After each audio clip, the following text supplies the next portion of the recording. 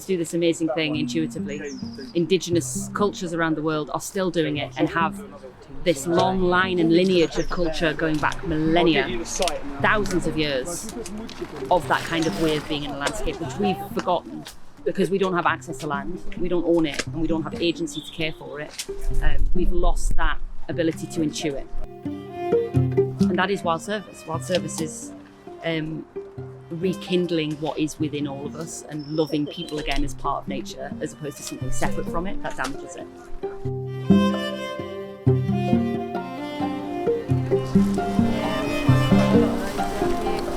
It's not a phrase I've heard until quite recently. I think there's a lot of language that we are developing to talk about the ways that we need to think about and interact with and communicate with nature. For me, wild service is basically just the name for something that people have been doing for thousands of years. So the wild service tree, Saurus torminalis, is actually a really kind of like rare and I think kind of overlooked and a bit forgotten native tree that we have in Britain. Wild service, or philosophy, a practice of how we should be in nature.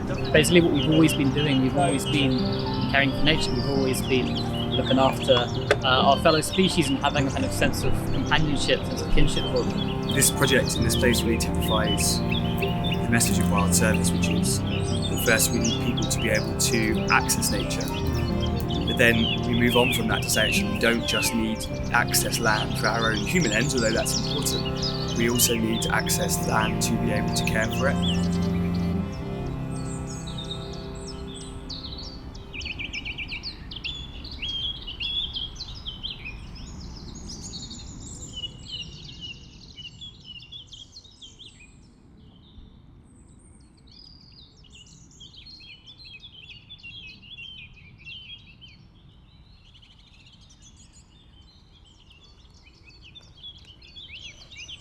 So I'm Paul Powsland, I'm the nature representative at Right to Roam and chairman of the River Roading Trust.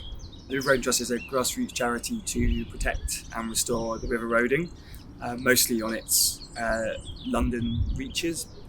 We're also trying to extend our care up the river as well, because obviously everything that happens on the upper river also affects what happens down here.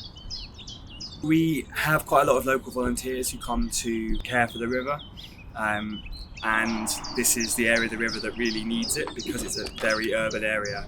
There's a lot of issues here, and there's also been a lot of lack of care by people who were supposed to look after the river over many decades and who haven't.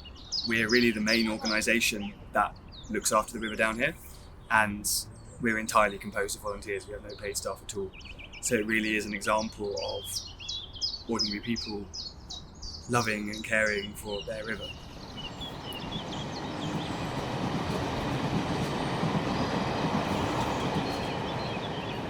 We're on the River Roding in East London. We've come down to help join the forces of what is already an incredible community of people that are caring for a very, very forgotten river. So we are tree planting, we are picking litter,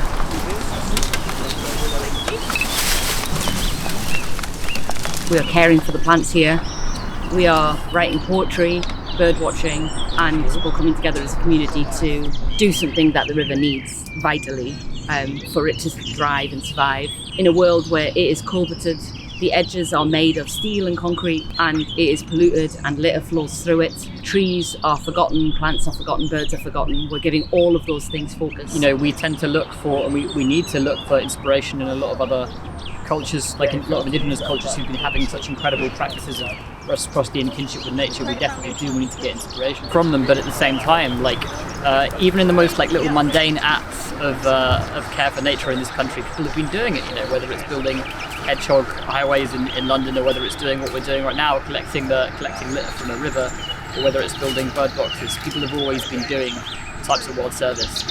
So what we're trying to do is to really learn from other cultures and also learn from what people are doing here to kind of bring back a sense of communion with nature and of just caring for our fellow species in a kind of reciprocal way. So not seeing nature as something out there that needs to be fenced off to protect people from nature. You know, we are nature as human beings.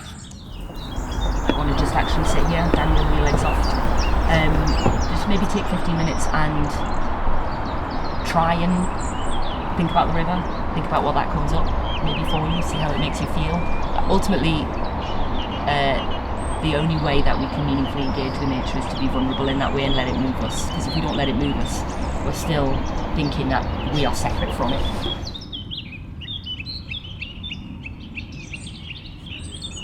I live here and I'm around the river all the time and therefore able to connect with it. And we've also helped to open up paths along the river so that people can come and actually spend time with and connect with the river. That's the first stage. Barking, and this particular area of Barking is one of the poorer areas of London. And a lot of people who live here aren't able to go to, you know, a designated nature reserve like Rainham Marshes, which isn't that far away.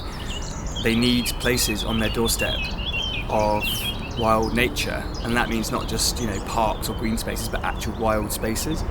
And we've really noticed when we've started opening the paths here and putting in benches, people use them. People just need somewhere to come and be in nature, and this place is becoming very special for that, as being somewhere wild that is very close to where, you know, people live.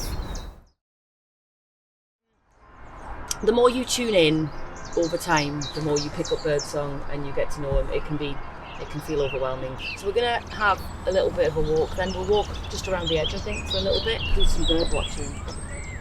Finches are like, I guess there's this big family of like seed-eating birds, and the kind of common ones that we will see are chaffinch, greenfinch and goldfinch. Some birds are just really clever, and some birds are really like, I guess like they're animals in general, like rats, foxes. Despite all the odds, despite how we've managed what we've done to the land, they've been like clever enough or smart enough to change their tact, to adapt. And it's often those animals that we find the most frustrating, but it's only in their adaptability that is the frustratingness. They wouldn't be here, A, if we didn't breed them, and B, if we didn't leave rubbish. I think it's a reflection back on ourselves that we don't really want to see. Like the rats, we don't want to see the herring gulls, we don't want to see the pigeons, because what they're telling us is we've created an environment where they can feed off what we just slough off and just don't care about, which is why I think it's frustrating. My name's John. We're helping tidy up the river roading, and we are giving back to nature by planting some trees and helping to improve the health of some other trees that were planted before.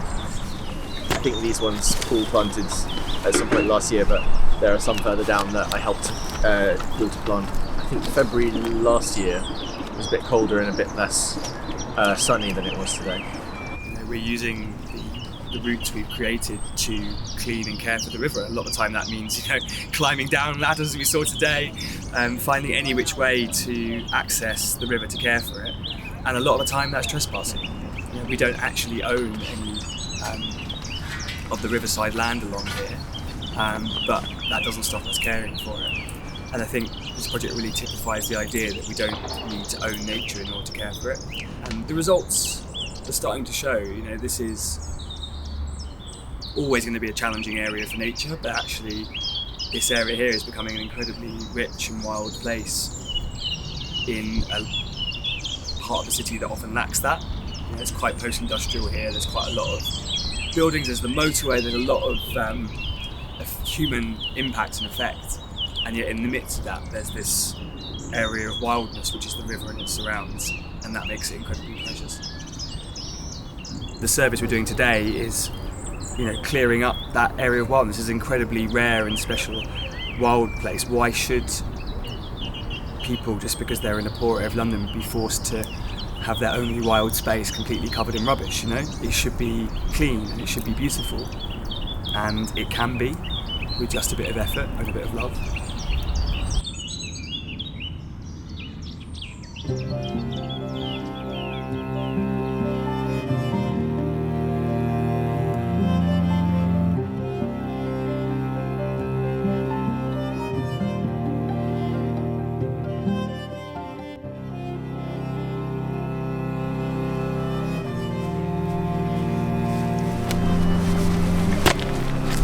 What we're trying to do is to inspire people to know that anyone can do this. I think that coming into like positions of conservation, or like a lot of people who are enthusiastic about wildlife, it can seem like pretty off-putting place, and ironically enough, a kind of off-putting environment. You know, we're often told to encourage people to get interested in nature, and a lot of people are interested, but they feel put off when they're told you have to have X, Y, and Z, this science degree, or you have to be part of this particular organisation. You have to learn all of the biology behind stuff. I think really what you need to do is to get people knowing their local environment and just spending time in it, and just trust people.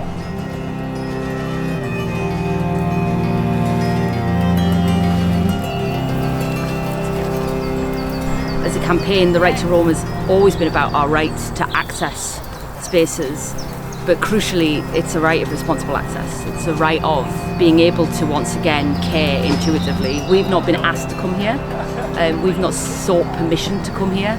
We seem to think in our culture that humans are the root of all of the ills, the reason why the river is sick. But when you give humans space and time in green spaces, where they're allowed to be, where there is an agency or a sense of belonging, a locality, humans do incredible things. They serve their space.